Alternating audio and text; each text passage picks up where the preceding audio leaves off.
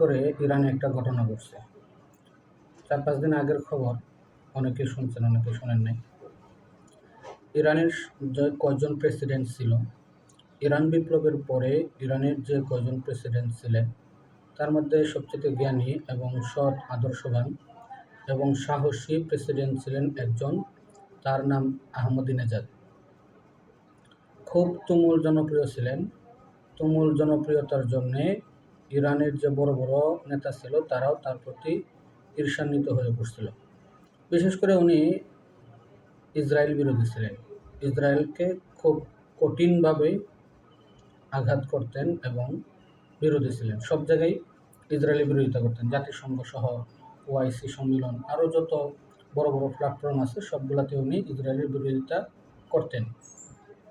কিন্তু এই ইরান যুদ্ধের সময় শেষ দিক দিয়ে গত যে চুক্তি হইল, এই চুক্তির শেষ দিক দিয়ে প্রায় হঠাৎ করে সংবাদ বের হইল যে সাবেক প্রেসিডেন্ট আহমদিনেজাদ হইল ইসরায়েলের একজন চর, ইসরায়েলের একজন গুপ্তচর। তো এটা বেশি দিন হয় নাই উনি ইসরায়েলের হয়ে গুপ্তচর বৃত্তি করতেছেন, অল্প কিছুদিন। দেখেন, একটা মানুষ কত বিরোধী ছিল এবং সৎ, সাহসী ছিলেন। সারা বিশ্বেই উনি জনপ্রিয় ছিলেন, কিন্তু তারপরে হঠাৎ করে কেন এমন হয়ে গেল? আহমদিনেজাদ একজন হাফেজ এবং খুব জনপ্রিয় নেতা ছিলেন। 2 বার প্রেসিডেন্ট ছিলেন, 2 বারই বিপুল ভোটে উনি বিজয়ী হয়েছিলেন। তো তার মতো একজন লোক যদি ইসরায়েলের মোসাদ গোয়েন্দা যেটা আছে, মোসাদের জালে আটকা পড়ে, তাহলে আমার আপনার তো কোনো হিসাবই নেই, কোনো আমাদেরকে নেওয়া কোনো ব্যাপারই না।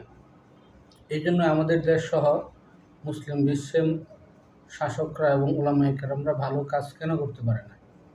অধিকাংশ শাসক গোষ্ঠীর নেতারাই হইল এই মোসাদের জালে আটকা, কোনো না কোনোভাবে আটকায় রাখছে, কোনো না কোনোভাবে এদেরকে এমনভাবে আটকায় রাখছে যে তারা ইচ্ছা করলেও ভালো কাজ করতে পারে না। যে কারণে মুসলিম দেশগুলোতে অনেক সময় উলামায়ে কেরাম সহ আপনার ইসলামের বিপরীতে চলার চেষ্টা করে বা কাজ হওয়ার সম্ভাবনা দেখা দেয়। অনেক দেশে তো উলামায়ে কেরামকেও কিনে ফেলছে। বিশেষ করে ওআইসি যে আছে, ইসলামিক দেশগুলোর একটা সংগঠন, ওআইসির যে প্রধান আছে, এদেরকে দেখলে আপনি বুঝবেন এরা অধিকাংশ সময় হলো ইসরায়েলের পক্ষে কথা বলে, না হইলেও ইসরায়েলের কর্মকাণ্ডে কোনো সমালোচনা করে না এবং তীব্র কোনো প্রতিবাদ করে না এবং প্রতিহত করার চেষ্টা করে না। আল্লাহ তাআলা আমাদের সবাইকে ফিতনা থেকে